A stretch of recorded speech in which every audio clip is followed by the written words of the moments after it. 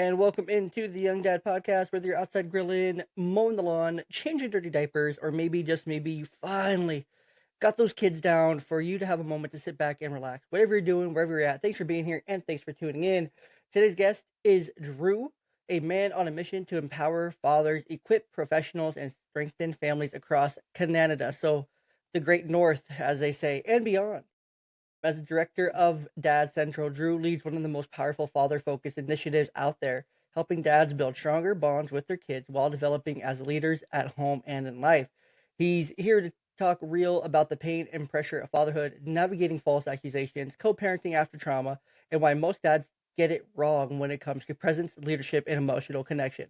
So, with that, make sure you grab your juice box. You can grab a box too if you want to grab a box. That's fine. But grab your juice box, grab a snack, just jump in and welcome Drew to the show. Drew, welcome. Thanks so much, Jay. Real honored to be here and have this conversation with you. Of course, I'm excited for you. I don't know if too many dads are just sitting out there playing with a box right now. But if you are, let me know in the comments, please, because that would be hilarious if I caught you on the one time you're like undoing a box of some flat pack furniture real quick just to and listen to a podcast while you've done it. I've done that, so I wouldn't put that past anyone. Yeah, especially if you've just had a move. I don't know how many boxes I literally went through during the move. Oh, it was unbelievable. Yeah, I'm getting ready to move, and I at the time of this recording, I'm getting ready to move. By the time it comes out, I will have moved. But it's a process, man, and I'm like trying to like strategically calculate how many boxes I'm gonna need.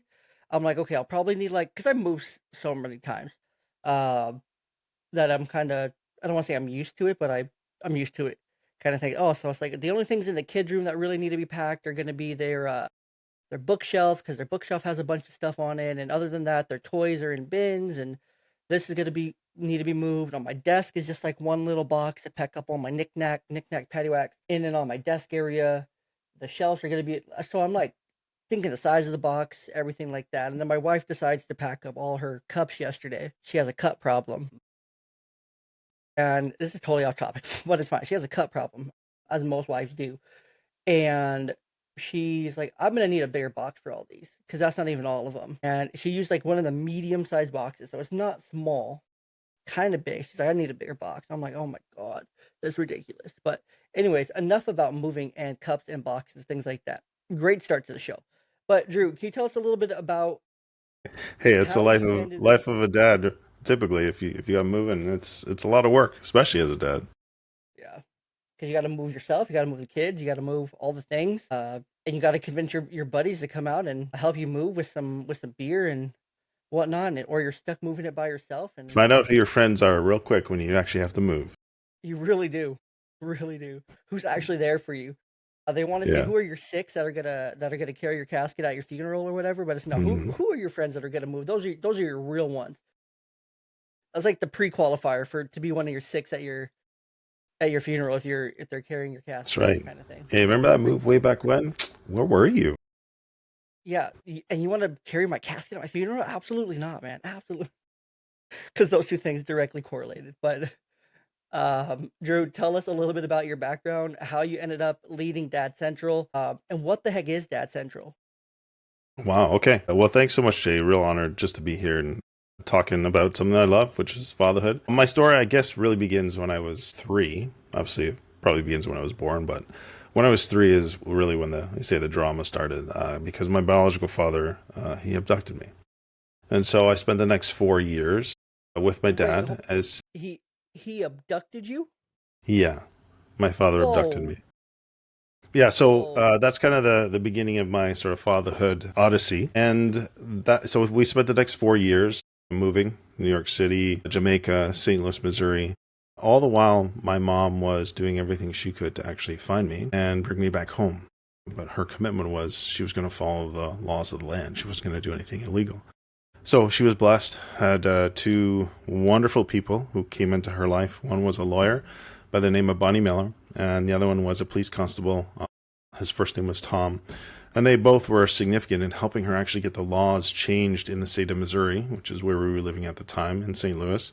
And, the state essentially came and seized me. And so that night, all I remember was sitting, in the family room with my dad and his girlfriend at the time.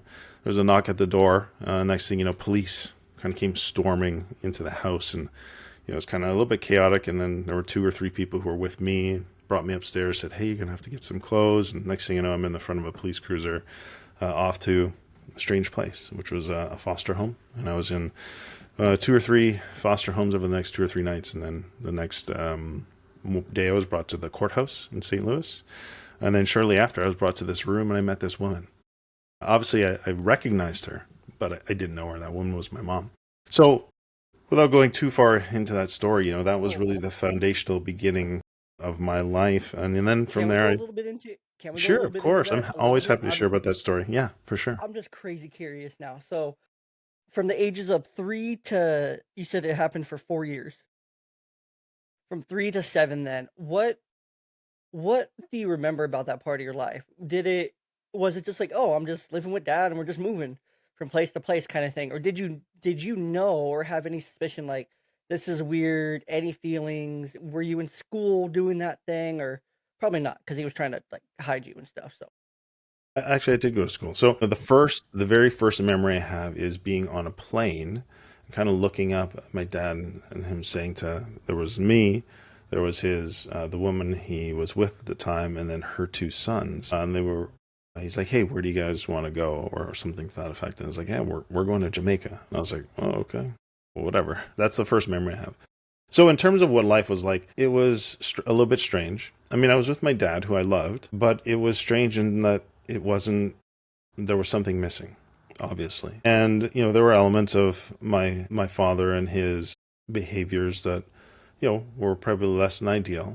Elements of the relationship between he and the woman he was with at the time that were not ideal and, could be challenging for a child. And so then, of course, this whole aspect of moving was challenging, which, again, I don't really remember the moves. I just remember being in the different places. So, yeah, I would say overall, I had a sense of just feeling a little bit lost. Something that was important or something that was grounding to me was gone. And I didn't really have any way, being such a young child, of making any sense of it. You just have this sort of feeling and knowing. The strangest experience was probably, the woman that he was with for the majority of the time that we were away, probably for about 2.5, 3 years, was, I might have been 5.5, 6, and I just, I knew she wasn't my mom, but she was the only other woman that I'd known in my life. And I remember distinctly calling her mom one time, and the moment it came out of my mouth, I don't know, as a child, maybe in your spirit, I just knew it was wrong. And so I never, ever did it again, because I was like, that's not right. That's not my mom. Yeah, it was a strange experience. yeah, I just wanted to go deeper into this because I have never met anyone on the podcast or in life really. When you do those like office icebreakers and stuff, like 2 truths and a lie, like yours must go crazy. Not exactly brought up in the office icebreakers, but Yeah, well, if you have like any opportunity for like 2 truths in a lie for like an icebreaker, yours would be elite status.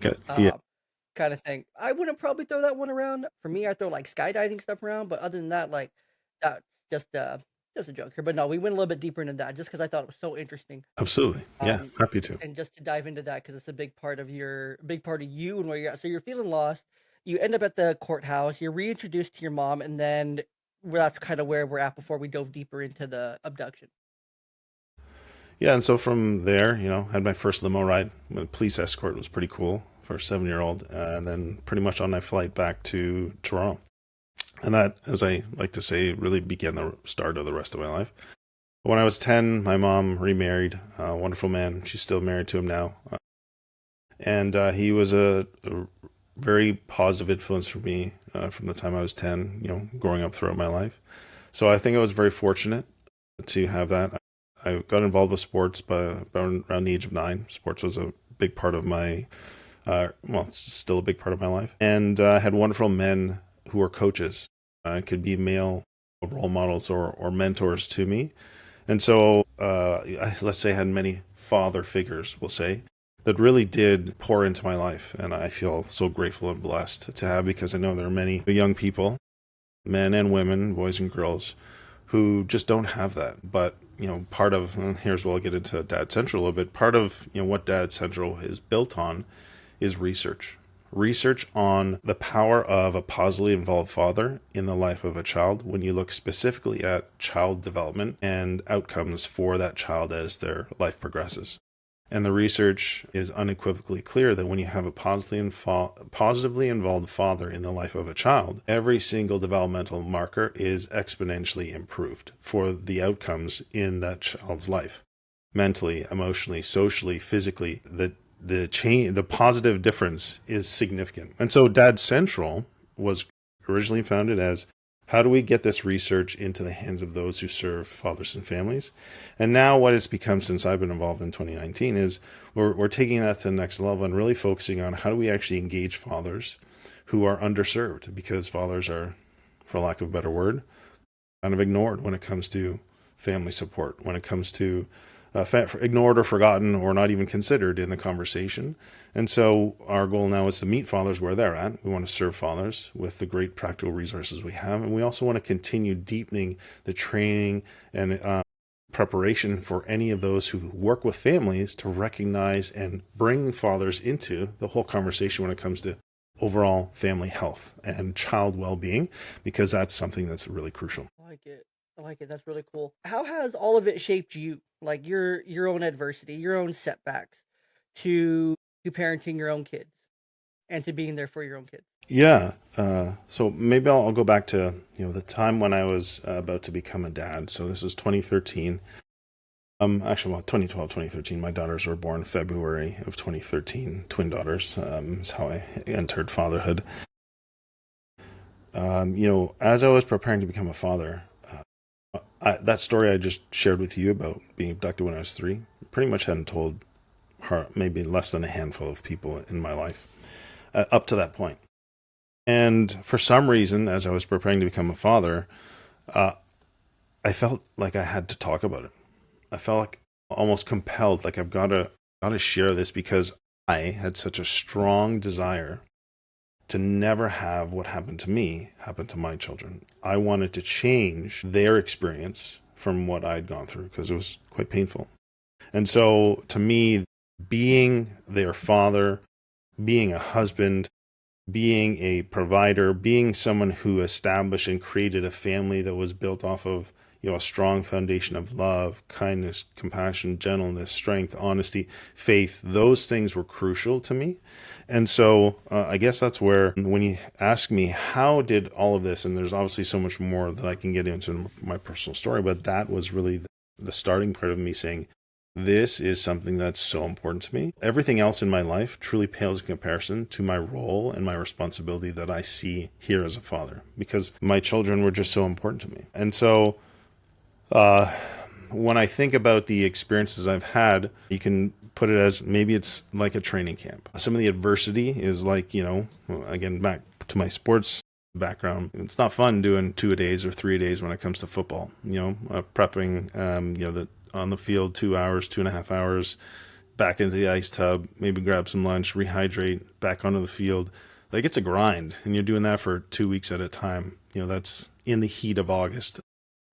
Not ideal, and some people wouldn't sign up for that, but I loved it. So if you put it in that context, some of the adversity have I loved. I'm like, who the hell wants to go through this mess? Who wants to go through this crap? But the reality is that adversity has helped shape me.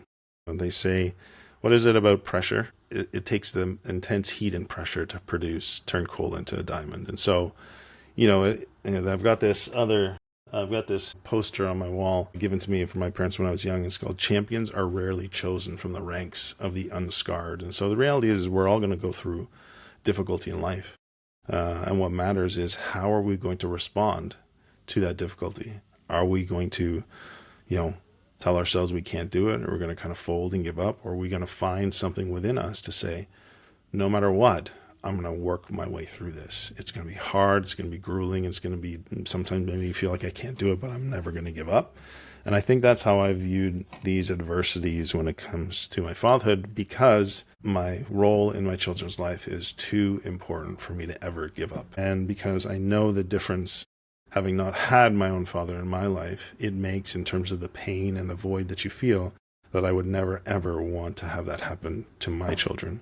So if nothing else, it's capital P, purpose. And that makes it worthwhile going through all of these challenges and difficulties. Anyways, I took a little bit of a meandering path, but You're that's kind of fine. my response to that question. You're fine. No, it's interesting how you talk about it, right? Because I think the average person like hearing this would be like, "Oh, well, if you want to change the path for your kid, all you got to do is like not abduct them, Drew. Like, it's that easy."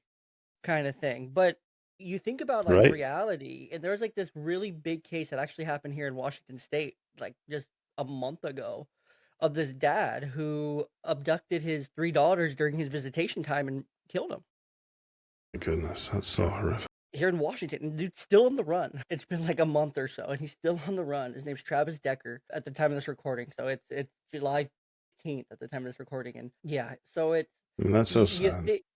it's yeah, it's tragic. It's absolutely tragic, and it happened just hours away from where I live, like in a place that I've gone and visited for my anniversary, in a city where I went to for my honeymoon trip and then for anniversary as well.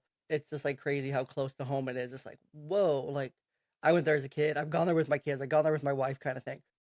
And it's just like that's where this tragedy happened, was just right outside of this amazing little city. So yeah, but it's like you most people hearing this are gonna be like, oh yeah, dude, just don't abduct your kids, and you already are doing better than what you think. But it's really it's not always that simple, right? Because there's a lot of other things that go through your mind. Like what kind of want to dig into your brain a little bit. Like what are some of those things that like go through your head on like a regular basis? Like since having the girls, they're just like, man, I don't want to be like this. I don't want to be like this. I want to do this. I want to do this. Like what are some of those thoughts? It's like, man, I was abducted, and how do I like? What are the thoughts that go through your head? Yeah, so for me, the thoughts were never much about like I was abducted. It was just how important my role was and how much it mattered to me. And, I guess I'll have to add a few layers to the story, and then I'll try and answer your question. That so I have 5 children now.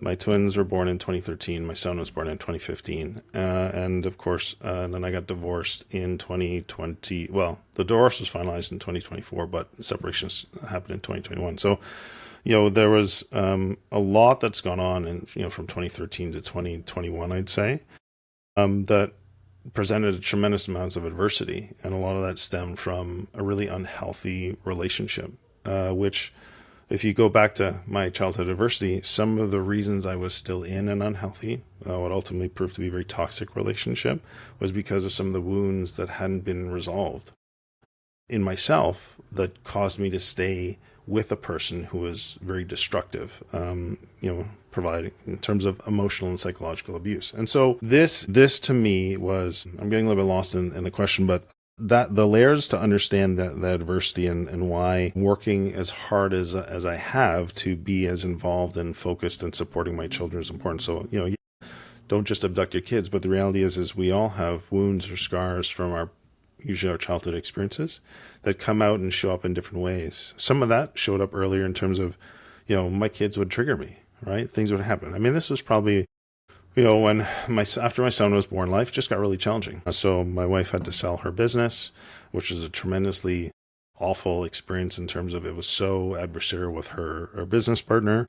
And then that led to her whole identity crisis, which at the same time of having, a newborn, and then being at home. And then we had 2 or 3 untimely deaths. And my grandmother died just after my son was born, just before my son was born, I think. I know after.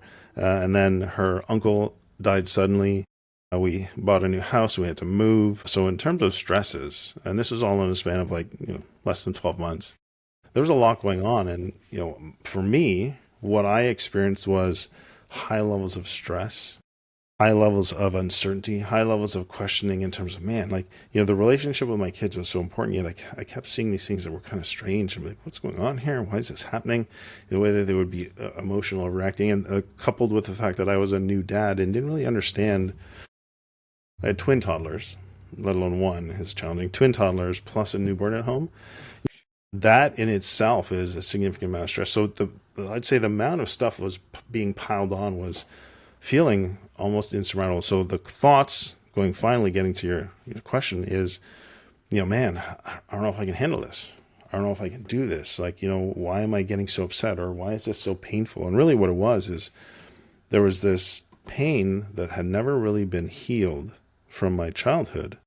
There was this pressure was essentially like, causing it to spill out.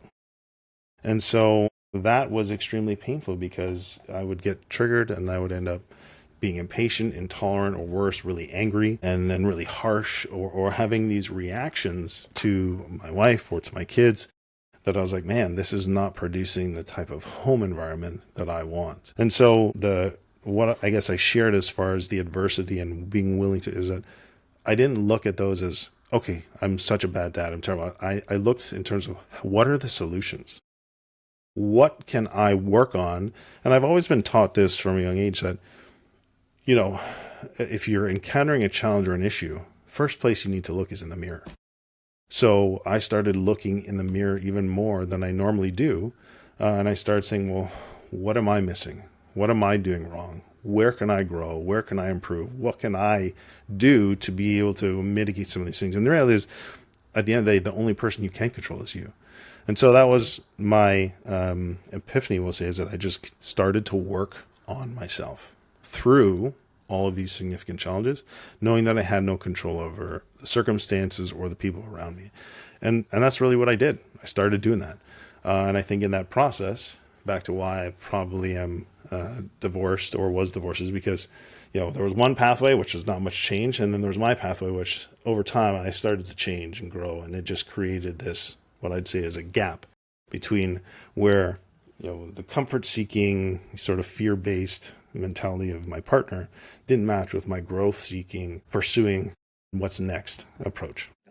Anyways, it's a lot I threw at you there. So not sure how you're going to come out of that, but I come out of it. I always come out of it. for sure. So when you were, so the kids are really young. You had two toddlers, a newborn, going through a divorce. What was that experience like for you? Going through that, just trying to overcome the trauma that you'd already faced, that you're now trying to shift and change, and the things that you're trying to do and develop, and you're trying to change, you're trying to improve, but now you have this essentially this core battle going on at the same time as your kids are growing, getting older, and you're trying to move on with your life at the same time while trying to do the self improvement work. How did this all kind of mix and mesh and come together for you?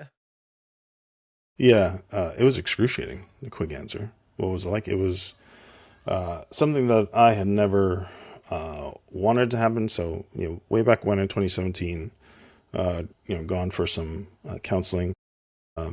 My wife at the time insisted, oh, you have an anger problem. You need to go. I said, okay, great. No problem. I will go. Happy to go to counseling. So I go to the counselor, I sit down, I share. After 50 minutes of me just kind of pouring my heart out to this guy, he goes, Drew, look, you don't have an anger problem. You have a relationship problem. Here are some of the issues that I see, and here are the things that need to really be improved. If you don't improve this, Drew, you're head for divorce. I'm like, oh, well, that's not what I want. That's not the vision I have for my family. So he's like, here are some things that you can take home and share with your wife, and hopefully that brings things forward. Let me just simply say that what I brought home, and I tried to plan when I would bring this up and how I would share it, let's just say it was greeted with a tremendous amount of toxicity, as opposed to what you'd hope for would be receptiveness to, hey, like, we're in this together, let's work on something. So that was what I would say is the beginning of the end. So I just feel like I have to provide some of that context. And so the excruciating part was the fact that I had, since 2017, been working as hard as I could to try and support a healthy atmosphere, the healthier growth, the healthier support for my partner and for our family in a way that could get us through this, because it was hard. So I was blindsided because, long story short, my ex-wife had basically put a plan together over a span of 2+ years to essentially position me as an evil danger to her and to the children. So I was Wow. blindsided. And so by getting a phone call on a Thursday and saying, hey, I think we should separate. Like, okay. And then the next day finding out that child welfare or child protective services, as you might call it down there, was involved, and that they were investigating the fact that I was a threat to my children's well-being because of verbal and emotional or even potentially physical abuse. And this was perpetrated not by her, but she went to the family doctor and told a story. Anyways, long story short, Wow. so it was basically what I call a shock and awe campaign, which created a tremendous amount of like, what is going on here? So it took me a while to wrap my head around it. And all the while, basically, the children were pulled out of the house, and the only time I was allowed to see them was under her supervision or sometimes her father in a public place. And so for about 3.5 months, I got to see my Did children What was that about relationship like with your father-in-law, or now your ex-father-in-law? Was it already a decent relationship, or had it been like completely ruined by her and the situation and circumstances? Or did he kind of see, was he just kind of there just to be there for the grandkids? Or I'm just asking just Yeah, get it's an to know interesting more. question. I mean, I don't talk to any of them, and certainly didn't But I mean, speak like with it. going through Going it, into was that, he? I had always been, in their home. I'd always been, Yeah. supporting them. We'd played golf together. I wouldn't say that it was close by any means because he's just not a very expressive or communicative person. Okay. So, but I'd always felt that I always showed and honored him and respected him. It was just confusing to me what was going on, and most importantly because what was happening with our children. They were shocked, confused, sad, like they were going through so much trauma. And it was like but they were the ones who were causing the trauma. And it's like they were, anyways. So it was quite challenging to navigate that, to figure out the whole legal aspect, to be for my children. So my focus was whenever I was with my kids, I was 100% locked in on them and meeting them where they're at, just showing them love, showing them compassion. We had a great time. Mostly what would happen is that they'd never want to leave, and they'd have to let it almost be dragged away. It was just so horrific going through it. And so, um, yeah, that's, I think that answers the question. I'm not sure. Yeah. No, it does, and it's something that I don't want to see any other dad go through. I also got divorced in 2020, 2021-ish. Different circumstances than you, of course. Every situation is different and whatnot, but it's still really hard for the kids and going through those challenges and that the chaos of the legality of all of it. So what did you do to stay like sane and grounded through all of it while you're going through this court battle, while you're having these false accusations? Like, what did you do to keep yourself like sane? Yeah, I think the most important thing I did was I processed my emotions. So what that looked like is I had good friends who I could call up and I could vent to. I could express what was going on. I did a lot of journaling. I did a fair amount of, faith is an important part of my life. And so I spent a lot of time, re-engaging and reconnecting with my faith in deeper ways than I'd ever had before. Spent a lot of time in prayer, a lot of time in listening to worship music. I was blessed to have my parents who were close in the area, and I practically moved in with them at one point because it was just nice to have that, that buffer and support. And then, of course, I did my best to take care of myself. I knew that sleeping was important, I knew that eating was important, and actually, there's another. I had a neighbor who had kind of watched our family for however many years, and she was a retired nurse, and she was literally like a second mom to me, and she literally would always check in and come and see, hey, how are you doing, Drew? She'd make me meals. She'd invite me over to eat dinner with her. Like, so she was a great. So long story short, what I did is I was blessed to both intentionally reach out to, but also have people who came into my life who could show me love and kindness and compassion and support through that time. And then I also had a counselor. So the way it worked out is that I'd previously reached out. I was like, I need to talk with somebody about like this. There's something really unhealthy going on here. And so the separation officially happened on the Thursday. I'd had a pre-scheduled call with this guy on a Friday, and then I told him literally what had happened, and then I was like, "Or can we start meeting weekly, next week?" And so we started meeting weekly the next Monday, and I met with him every single week for an entire year, and then the second year I set it up so we were every other week.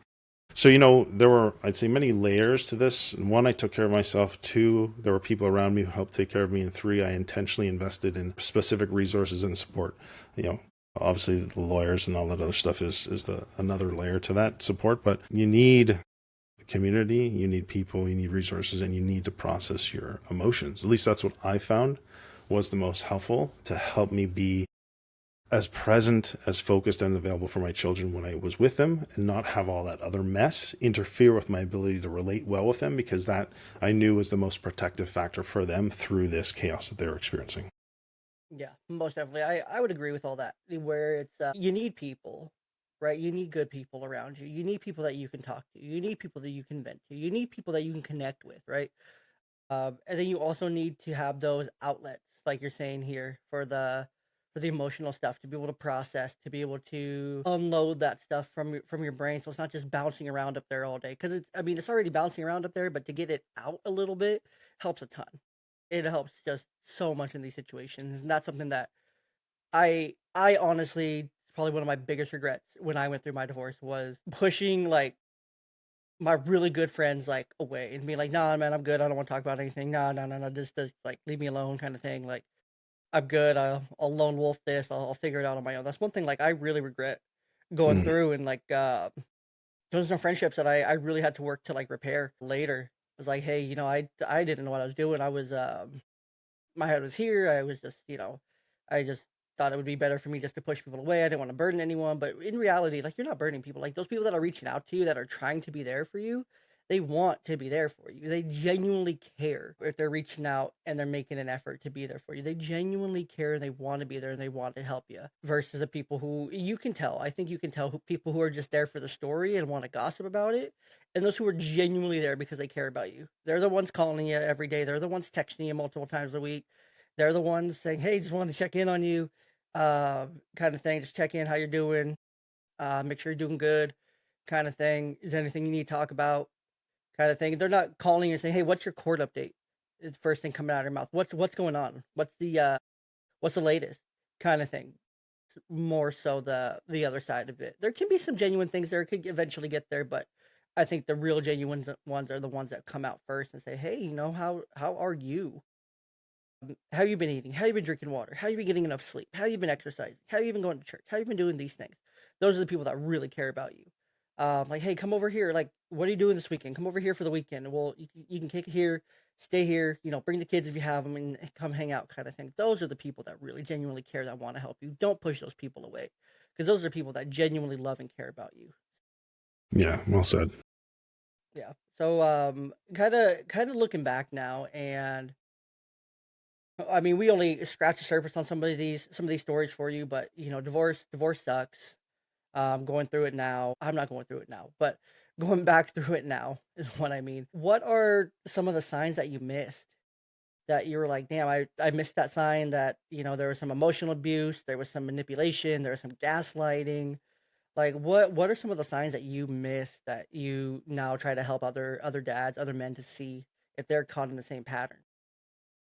Yeah, I think that's a really important question. If I were to just think about my situation, there was a pattern of behavior from way back early on in the relationship that when you're, in the throes of what you'd say is a love, you're kind of blind. You're willing to set aside some of these things. And so some of the signs were general dishonesty. There was kind of like little white lies, you could say. That was a sign that, I kind of overlooked. Or, I mean, I would ask questions about it every now and then, but that was often greeted with an unwillingness to actually go there and basically turning it around. I was accusing, I was pointing the fingers when I was just curious and asking questions, to try and learn and understand. So there was a significant amount of defensiveness and unwillingness to actually take responsibility for hurtful behavior. So it was always very one-sided. So those are some of the signs that were in my relationship, off, and that I would say that, if if it's ongoing, where a person you're in a relationship with and they are unwilling to accept responsibility for their behavior that did cause you some hurt or some pain, and it's always deflected and always defended and always turned back around to you, that's really unhealthy, right? Yeah. Yeah, I Relationships would. require both sides. So that's a sign. Dishonesty certainly is a significant sign. A lie is a lie is a lie. But the thing is, if somebody's telling a lie, then they're willing to tell bigger lies. And those types of things. So those to me were, I'd say, the two that I point out to the most. And when you're willing to overlook certain things, because in the interest of like, well, let's keep the relationship or keep things positive, as opposed to making mountains out of molehills. But yeah. Yeah. I also would add just from my experience as well and from others that I've talked to and whatnot is when the relationship turns to a point to where you feel like you're having to earn the love and affection that should be freely given, right? Where you have to do more chores, do more things, do more for me before I give you this basic thing that should just be the core of our relationship is like this stuff. Whether it's sex or whether it's hugs or kisses or anything like that. When Very, it's just very like conditional, right? It's a very yeah, like conditional love. very If you do conditional. this, then I'll do that. Yeah, exactly. Where it's not like freely given, it's more of a task driven thing, and that's I think that's the has to be a top two, top three sign of things to come when that starts to happen. Do more for me, and then it's like more on top of that. Every time like you do one, it's like okay, now you got to do one more thing. Now you got to buy me one. Now you got to do one more thing, kind of thing. And but don't ask any questions to me, kind of thing. Because if you ask me any questions, you piss me off at all, then it's all out the window. And you're gonna have to do all that stuff again plus more to make up for it, kind of thing. So I think there's so much more. That's a deep rabbit hole we can get to. Before the sake of time, we won't. What does like for you? What does the current uh framework to you building like a strong relationship with your children look like? Or so what's like the framework for you having a strong relationship with your children now? After everything, moving through everything, what's your absolute this is the framework for how I'm going to be a dad. Yeah, no, that's great. Thanks, Jay, for asking that. Yeah, so through all this process and some of the elements of the stories I've shared, I've really been thinking about what is the path from feeling overwhelmed, stressed, even feeling disconnected to becoming much more calm, connected, and feeling like you're developing the relationships you want with your kids. And so I've created something that's called the Dad's Roadmap. Typically, men don't take directions, so maybe it's a little bit ironic that's the roadmap. But the reality is there's 5 steps that I've laid out in this framework. Step 1 is you have to know your value. You have to know that you as a father are so important in the life of your child and how you make a significant difference for them. You have to know your value. Number 2, you have to know yourself and be able to regulate yourself. This is emotional regulation. And this is something that men typically are not that adept at. Right? One, we don't typically are in touch with our emotions. We are emotional beings. That's just the truth and reality of it. And then we have to learn how to communicate and regulate those emotions so that they don't spill out onto those around us in relationships, especially onto our kids in unhealthy, destructive ways. So you got to know your value. Okay. Then you got to know and regulate yourself. Number 3, you got to learn how to connect. Connection is about this real, deep, meaningful, safe relating to another human being. And in the context of our children, they need to feel seen, heard, loved, and valued by you as dad. And whatever you do, your actions, your thoughts, your words, your behavior, like they have to communicate that. And so that's what connection is about. It's setting aside our own stuff and meeting our children, excuse me, where they're at. That's how you got to connect. Number 2, there's another parent usually in the dynamic, whether you're in a married relationship, or if you're divorced, right? Typically, so you've got to learn how to collaborate. You've got to work well with your co-parent or with your wife or your partner, and then you've got to learn how to coach your children as they grow in terms of ages and stages. You got to learn how to not just be the directive, like you do this, you do that. You got to learn how to coach your children. You got to help them learn to problem solve, learn to recognize their own emotions, help them put names to their emotions, and then be able to communicate those emotions in healthy ways. And then finally, you got to lead. And leading always starts with yourself. You lead yourself first before you lead anyone else. And so what that means is you have to show up in the way that you want to show up in through every sort of circumstance. Through my adversity, I had a choice every time I would go and be with my kids. How was I going to show up? Was I going to start to mouth off to their mom? Was I supposed to get really angry and then make a scene? Or was I going to be there and meet them and help them experience joy and fun and peace and know that dad loves me no matter what, and shut out all that ridiculousness that I was responsible to deal with, but outside of them. So that's the final. So you got to know your value, know and regulate yourself. 2, 3, connect. 4, collaborate and coach. And 5, you got to lead yourself. And then ultimately that translates into how you show up. And then people can follow your lead. I love that. It's simple, but it's also really powerful because I love that number one is like knowing your value. I think that's huge because I think society, whether you're in America, you're in North America, let's say Canada, U.S., Mexico, really around the world, if you're thinking about it honestly, except for maybe some places, but we won't get into all that. But the value of a man is so low in societal values, right? Like men are not valued. Like you go through the court system and you realize just how much like well, at least here in America, it could be different in Canada. I'll speak for America, but you realize how devalued men are when it comes to children and to parenting. You learn very quickly that how like little you actually matter. It's like, oh yeah, well it's enough for dad just to have every other weekend, and that's enough for we that's enough of dad for the kids kind of thing, right? And it's like how little value there is, and it comes from a system to where it's broken, it's outdated, and it's not current with the times kind of thing, and it needs major reform. Or when you like I had an experience just a few weeks ago where I went to the hospital. My oldest daughter, she had her appendix out. She got her appendix out, and just little value I was able to add to that situation, even though I was there. I showed up. Yes, her mom took her, kind of thing, whatnot. But like when I showed up, it was just like so little value. It was like I was ignored. They only talked to her. They didn't talk to me. They asked me questions. It was like mom, mom, mom, mom, mom. This is like, dude, I'm right here. Like, stop ignoring me. Like, I'm literally right here. And then I was trying to talk to my daughter, and then my ex, I'm like, I can talk to her. She's got a surgery. I can talk to her. But then the nurse made like a snarky comment about like, yep, say hi to your dad because your dad's a boss, kind of thing. I was like, this bitch right here, she's about to let me pop off, kind of thing. And I was like, how little value do dads carry like in society? It's absolutely crazy. Because it shouldn't be that way, right? Like how much like the system doesn't care about you. It's sad. It's really sad to see. So knowing your value is incredibly important because you're not that. You're not what the system says you are. You are absolutely more than that. You are a crucial piece, if not equally crucial, even at times with a lot of things, more impactful than the mother of your children in so many different areas. Yes, moms have you outweighed in some areas, but you also have her outweighed in a lot of areas too. So don't forget that. Hey, can I pop in for a second? Of course. One, I'm really sorry to hear about your experience, and thank you for sharing it.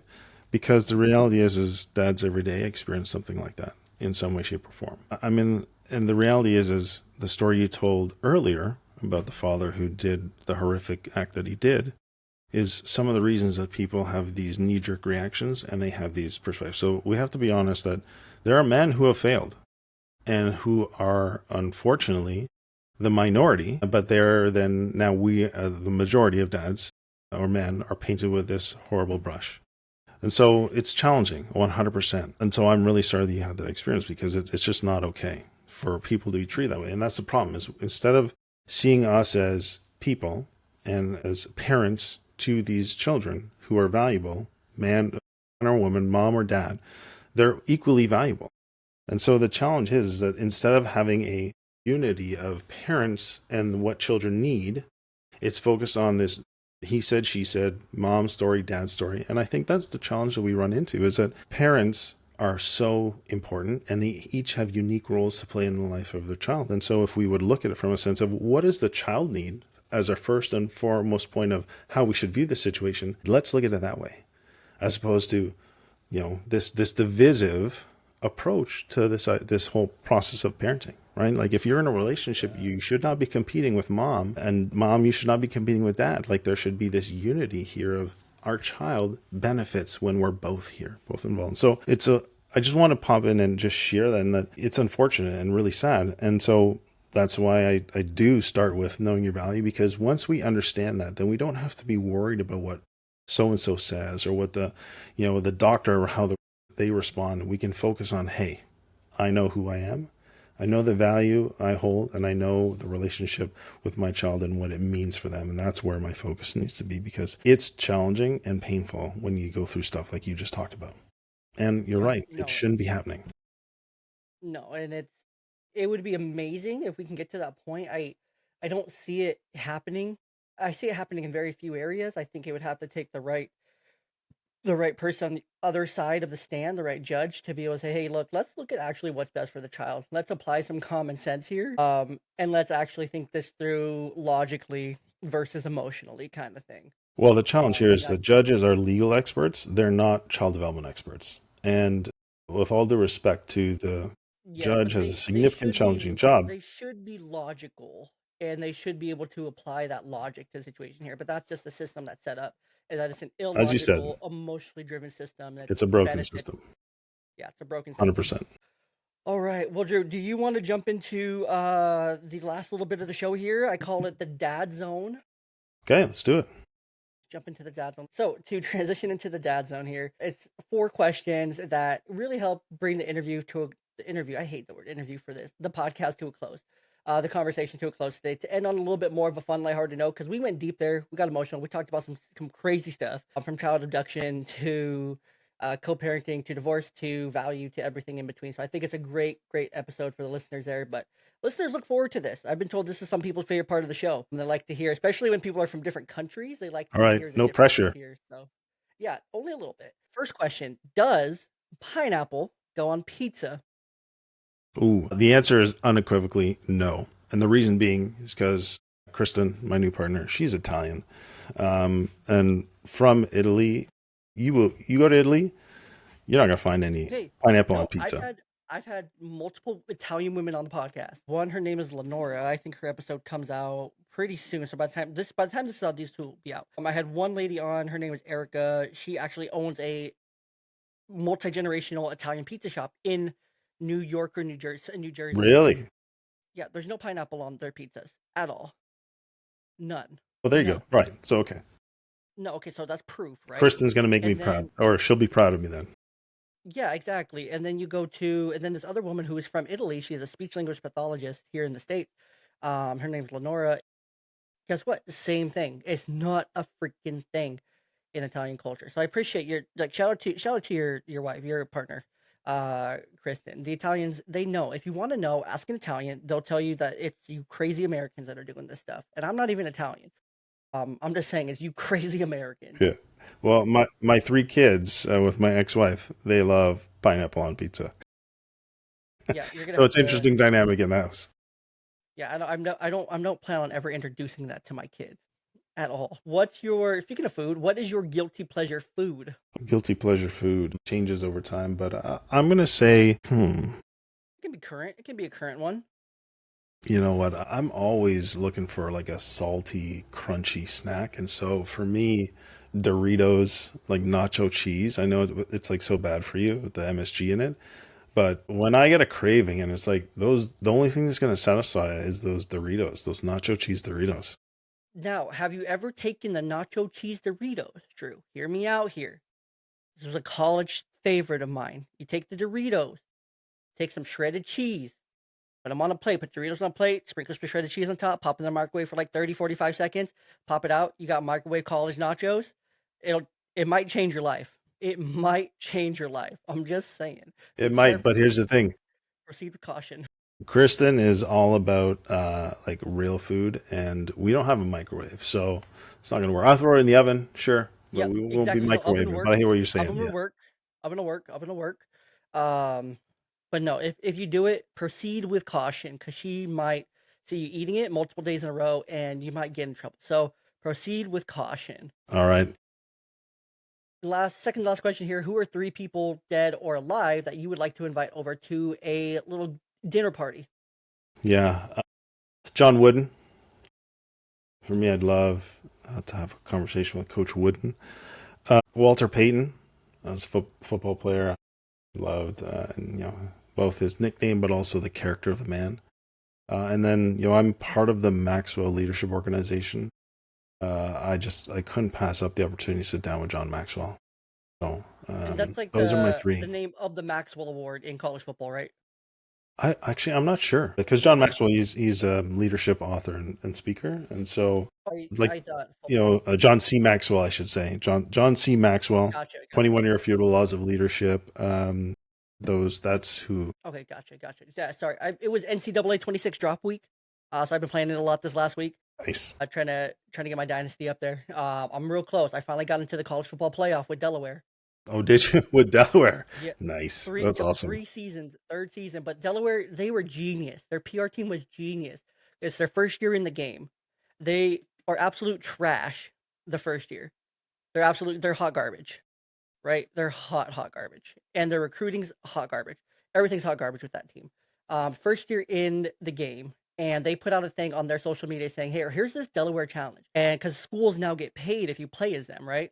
In Really? 26. Cool. Yeah. So if you play as a school, they get some of the money from like more money from the game. So they were genius. They said, if you play as us and if you can show us proof of you lifting a national championship trophy as the Delaware Blue Hens, then we will put you into a drawing for a VIP package to come out to a game. Nice. That's cool. Genius. So I'm real Yeah. close to being able to enter. That's worth it. I'm year 3 and I'm finally in the college football playoffs, but Beautiful. You got a it was a chance. grind. You got a I got a chance. chance. I got a chance.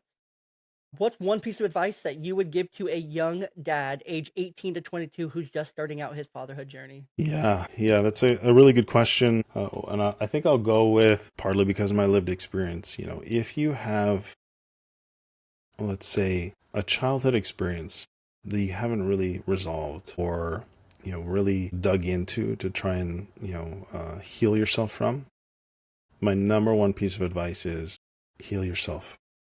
John Maxwell was saying, you can't give what you don't have.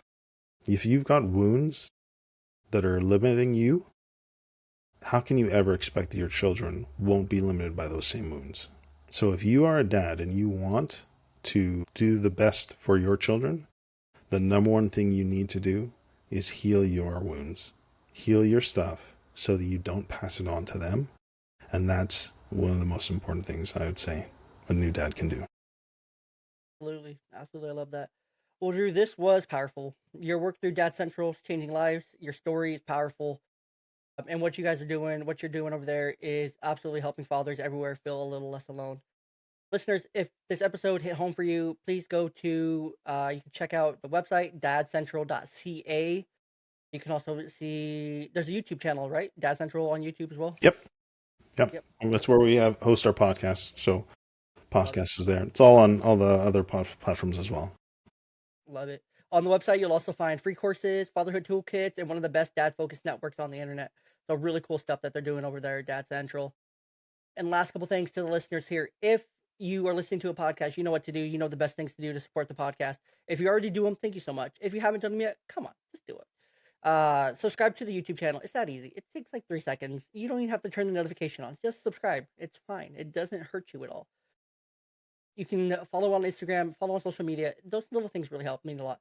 Make sure to go to Apple, Spotify, leave 5 stars. You can only do that on Spotify, but you can also leave comments and engage with the episode on Spotify via the comments. I personally reply to all comments on all social media and all podcast episodes and on YouTube as well. So there's not a comment that goes untouched by me. You can also leave a review over on Apple. It really helps out Apple algorithm as well. But with that, I do want to tell you as well, you're not broken, you're becoming. You don't have to go at it alone. Your past doesn't get the final say. So remember with that, we'll catch you next time right here on the Young Dad Podcast.